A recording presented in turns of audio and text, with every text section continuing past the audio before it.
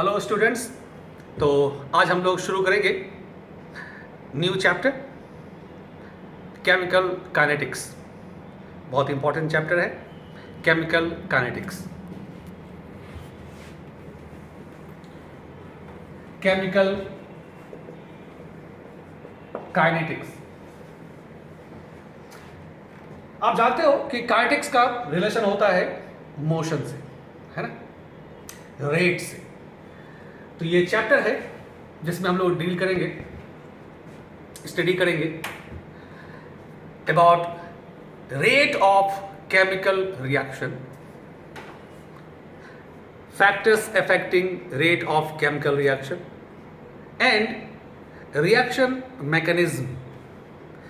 इस चैप्टर में आप रिएक्शन मैकेनिज्म मतलब रिएक्शन कैसे होता है, किस तरह से उसे हम लोग स्टेप में बांटते हैं, है ना, ये सारा कुछ आपको ये चैप्टर सिखाएगा। तो ये इसीलिए मैंने कहा कि ये बहुत इंपॉर्टेंट चैप्टर है, छोटा है, कॉम्पैक्ट है और बहुत इंपॉर्टेंट है। इस चैप्टर की जो प्रिंसिपल्स, लॉजिक्स हम लोग सीखेंगे, इसका फिर यूज़ करेंगे ऑर्गेनिक केमिस्ट्री में भी, इनऑर्गेनिक केमिस्ट्री में भी, समझने के लिए रिएक्शन मैकेनिज्म वहाँ पर। ठीक है, तो ये है तो फिजिकल का पार्ट, लेकिन इसका एप्लीकेशन आपको ऑर्गेनिक, इनऑर्गेनिक हर जगह होगा। तो इसका इंपॉर्टेंस आ गया समझ में। तो हम लोग चलिए स्टार्ट करते हैं। सबसे पहले rate of reaction.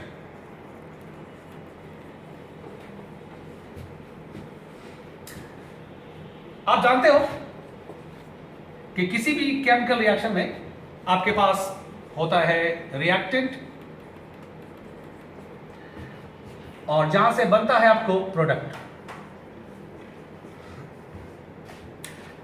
Initially at time zero, जब आपका टी जीरो होता है, शुरुआत में रिएक्शन शुरू होने से पहले आपके पास सिर्फ क्या होता है, रिएक्टेंट। जैसे ही रिएक्शन स्टार्ट होता है तो फिर रिएक्टेंट का जो कॉन्सेंट्रेशन है, जब बोलता हूं मैं कॉन्सेंट्रेशन, समझना है इसको मोलर कॉन्सेंट्रेशन, मोलैरिटी। मोलैरिटी से वो दिखाते हैं स्क्वायर ब्रैकेट से, याद है ना। तो मोलर कॉन्सेंट्रेशन रिएक्टेंट का डिक्रीज होगा और प्रोडक्ट का कॉन्सेंट्रेशन क्या होगा, इंक्रीज होगा। मतलब डिक्रीज इन रिएक्टेंट कॉन्सेंट्रेशन और increase in product concentration per unit time, that is called rate of reaction. All right, means change in concentration of reactant and product per unit time, that is called rate of reaction. जो rate of reaction है, इसे हम to different types में represent करेंगे। First आपका है average rate of reaction.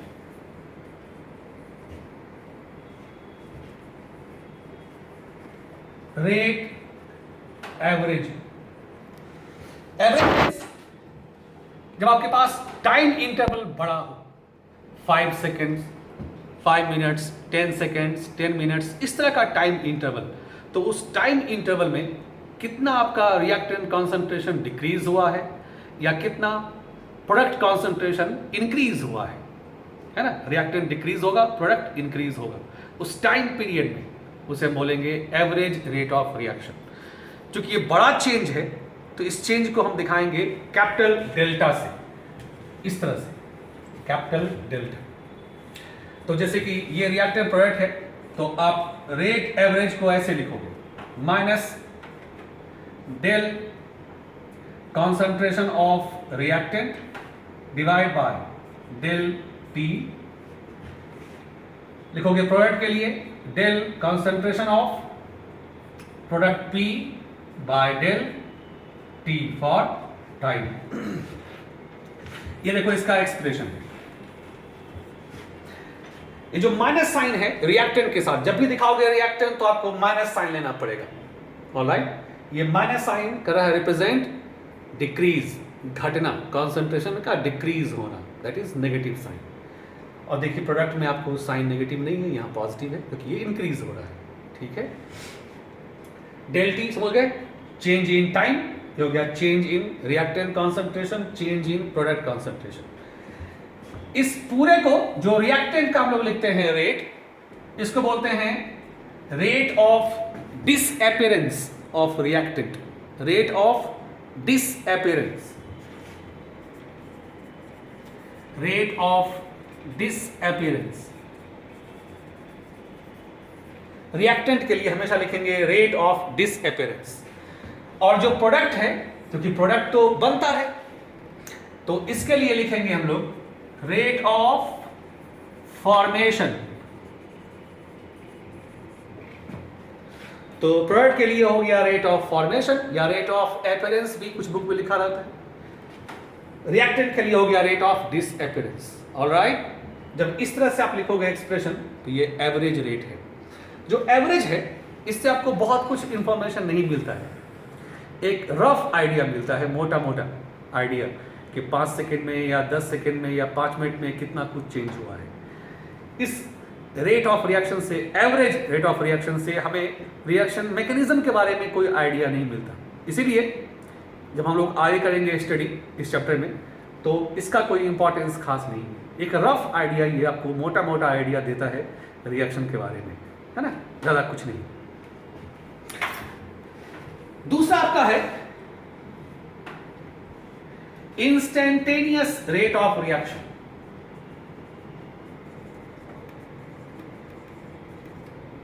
Instantaneous rate of reaction, RI।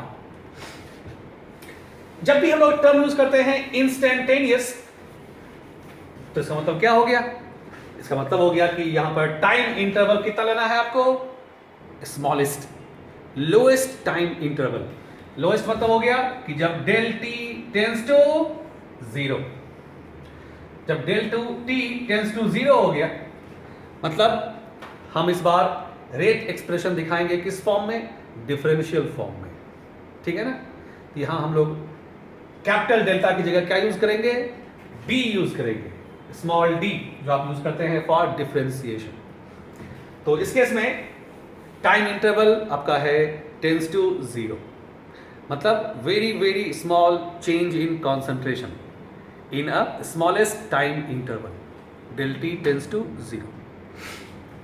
इस case में जो रिएक्टेंट टू प्रोडक्ट हमारा देखो लिखा हुआ है, जब आप रेट लिखोगे इंस्टेंटेनियस, तो इसको आप ऐसे लिखोगे minus D reactant concentration bye dt, D product concentration bye dt। Meaning वही है।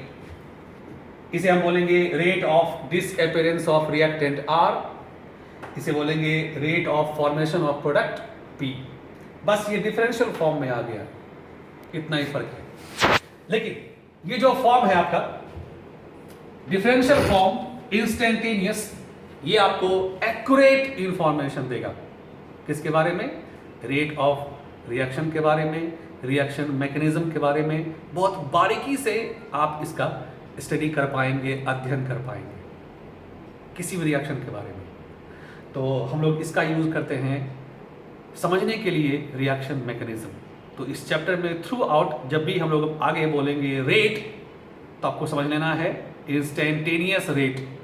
तो हमें अब आगे I लिखने की जरूरत भी नहीं है, RI, सिर्फ R लिख देंगे, समझ जाना है कि वो इंस्टेंटेनियस ही है। Alright, I। हम लोग अब रेट एक्सप्रेशन सीखते हैं लिखने के लिए, ये बहुत इंपॉर्टेंट है। रेट एक्सप्रेशन,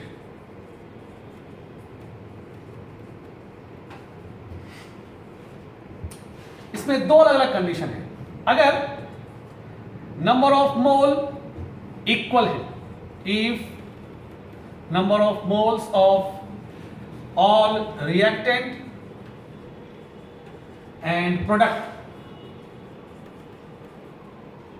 इज इक्वल, उस केस में क्या होगा? देखो, उस केस में सभी के जो रेट हैं, रिएक्टेंट के रेट, प्रोडक्ट के रेट, सब क्या हो जाएंगे? एक दूसरे के बराबर हो जाएंगे। जैसे देखो आप, मान लो कोई रिएक्शन है A plus B gives C plus D. देखो सभी के नंबर ऑफ मोल क्या है? बराबर है, सबका एक एक मोल है। यहां जो पीछे नंबर लिखते हैं उसको लोग क्या बोलते हैं? Stoichiometric coefficient. और जो आपका होता है स्टोइकियोमेट्रिक कोएफिशिएंट वो रिप्रेजेंट करता है नंबर ऑफ मोल। तो ये सब क्या है, देखो नंबर ऑफ मोल है, एक एक सब बराबर है। तो इस केस में जो रेट एक्सप्रेशन है, मैं आई छोड़ दिया लिखना, मतलब हो गया instantaneous, minus D A by D T, rate of disappearance of A, ये बराबर होगा rate of disappearance of B के। देखो दोनों रिएक्टेंट है, दोनों में मैंने माइनस साइन लगाया है। जितने भी रिएक्टेंट होंगे सब में आपको लगाना पड़ेगा माइनस साइन, क्योंकि वो दिखा रहा है रिएक्टेंट का घटना। प्रोडक्ट में इसे बोलेंगे रेट ऑफ फॉर्मेशन ऑफ सी, और इसे बोलेंगे rate of formation of D. देखो ये सब आपस में इक्वल है, क्यों? क्योंकि यहां नंबर ऑफ मोल सबके इक्वल है। ऑलराइट, लेकिन जब ऐसा नहीं होगा, नंबर ऑफ मोल अलग अलग होंगे, number of moles of reactant and product is not equal, उस केस में क्या करोगे? उस केस में जो हम लोग लिखेंगे एक्सप्रेशन रेट का, उस रेट एक्सप्रेशन को स्टोइकियोमेट्रिक कोएफिशिएंट, मतलब जो बैलेंसिंग नंबर है, जिसे हम लोग नंबर ऑफ मोल एज्यूम करते हैं, उस नंबर ऑफ मोल से सभी के अपने अपने रेट को डिवाइड कर दोगे। ठीक है, जैसे मान लो कि रिएक्शन आपका है 2A 3B C plus 4D, मान लो ऐसा आपका रिएक्शन है। तो ये देखो 2 इसका नंबर ऑफ मोल है, यहां कर देंगे हाफ, यहां 3 है, यहां कर देंगे 1/3। इसमें देखो नंबर ऑफ मोल 1 है, इसको ऐसे ही छोड़ दिया। यहां पर 4 है, इसको लिखेंगे 1/4 rate of appearance of D, rate of formation of product D. अब ऐसा हमें क्यों करना पड़ा है? ऐसा इसलिए करना पड़ा है कि जब नंबर ऑफ मोल से डिवाइड कर दोगे सभी के रेट को, तो उन सभी के रेट के बीच जो रिलेशन है, एक दूसरे के बीच जो रिलेटिव कंपैरिजन है, वो तुमको एक्यूरेटली इन्फॉर्म हो जाएगा। मतलब जो रिएक्शन से बैलेंसिंग के बाद स्टोइकियोमेट्रिक कोएफिशिएंट जितने जितने नंबर ऑफ मोल शो करता है, और किसका रेट फास्ट है, किसका रेट स्लो है, किसके मुकाबले, ये सब कुछ जो इन्फॉर्मेशन है तुमको ऐसे लिखने पर मिल जाएगा। मैं तुमको एग्जाम्पल से डील करता हूँ, देखो ध्यान समझना इसको। मैं एक रियल एग्जाम्पल लेता हूँ।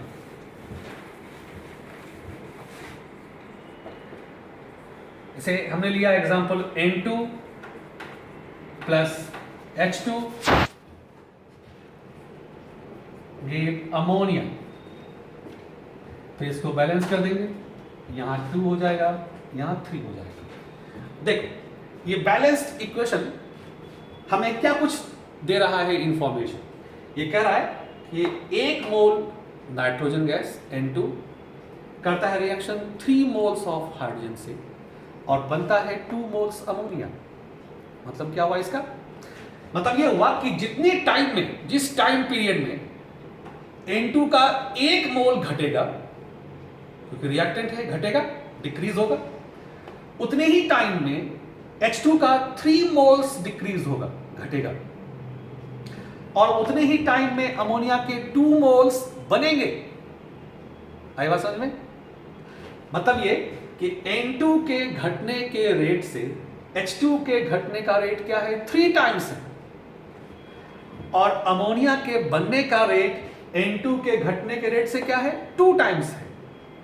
ये तुमको मिल रहा है इंफॉर्मेशन इस इक्वेशन से। अब तुम जब एक्सप्रेशन लिखोगे उस अंदाज में जो पीछे सीखे हैं, तो तुमको यही कुछ इंफॉर्मेशन मिल जाएगा। देखो इसका रेट एक्सप्रेशन लिखेंगे ऐसे हम लोग, rate of disappearance of N2 is equal to 1/3 rate of disappearance of H2, minus sign लगाइए, इंटू हाफ 1/2 कर दिया, रेट ऑफ अपीयरेंस या फॉर्मेशन ऑफ अमोनिया। ठीक है बिल्कुल। ये एक्सप्रेशन है। अब देखो जरा, rate of disappearance of N2, यही है ना, ये बराबर है R। देखो दोनों बराबर है। अब आप लो rate of disappearance of H2, ये देखो कितने बराबर है, 3R। अब तुलना करो दोनों में, कंपैरिजन करो। N2 के रेट से H2 का रेट देखो 3 टाइम्स आ गया, ये R है, ये 3R है। प्रूफ हो गया बिल्कुल। वैसे ही तुम लोग rate of formation of ammonia, ये तुमको जाएगा 2R। देखो अमोनिया के बनने का रेट N2 के घटने के रेट से डबल है ना। तो जो कुछ इंफॉर्मेशन तुमको यहां मिल रहा है अकॉर्डिंग टू स्टोइकियोमेट्री, वही कुछ मिल रहा है तुमको इंफॉर्मेशन जब लिखोगे एक्सप्रेशन इस तरह से। तो याद रखना है, रेट को हमेशा नंबर ऑफ मोल से मीन्स स्टोइकियोमेट्रिक कोएफिशिएंट से आपको डिवाइड कर देना है। ठीक है, बिल्कुल। एक्सप्रेशन लिखना सीख गए, आपको इसी पर न्यूमेरिकल्स भी बनेंगे, है ना। बहुत सिंपल सिंपल न्यूमेरिकल्स होते हैं। इस पे आपको वैल्यू दिया रहेगा, उससे आप निकाल लोगे। जैसे मैं आपको एक एग्जांपल लेकर दिखाता हूं। देखो, for 2A plus 3B give 4C plus D. Rate of appearance या फॉर्मेशन लिख लीजिए, rate of formation of C is 1.5 into 10 to the power minus 3 mole per liter per second. Then calculate rate of disappearance of B। ये आपसे question है। तो पहले इसका आप लिख लो expression, half rate of disappearance of A, rate of disappearance of B 1/3, ये माइनस साइन हो गया, 1/4 rate of appearance of C या rate of formation of C and rate of formation of D, ये लिख दिया। अब देखिए आपको दिया हुआ है rate of formation of C, ये आपको गिवन है। तो R कितना हो गया, 1/4 into rate of formation of C आपको गिवन है 1.5 इंटू 10⁻³ निकल गया। अब क्या निकालना है, rate of disappearance of B, ये किसके बराबर है, 3R के। तो rate of disappearance of B ये हो गया 3R, मतलब 3 इंटू 1/4 इंटू 1.5 इंटू 10⁻³ मोल पर लीटर पर सेकेंड। सॉल्व कर लीजिए, ये आपका आंसर हो गया। आई बात समझ में। ऐसे क्वेश्चंस आपको होंगे simple simple rate of reaction से। तुम लोगों ने आज दोनों रेट का मीनिंग समझा, average and instantaneous rate of reaction. Alright, अगले क्लास में नेक्स्ट वीडियो में मैं आपको आऊँगा फिर factors affecting rate of reactions. Alright, thank you.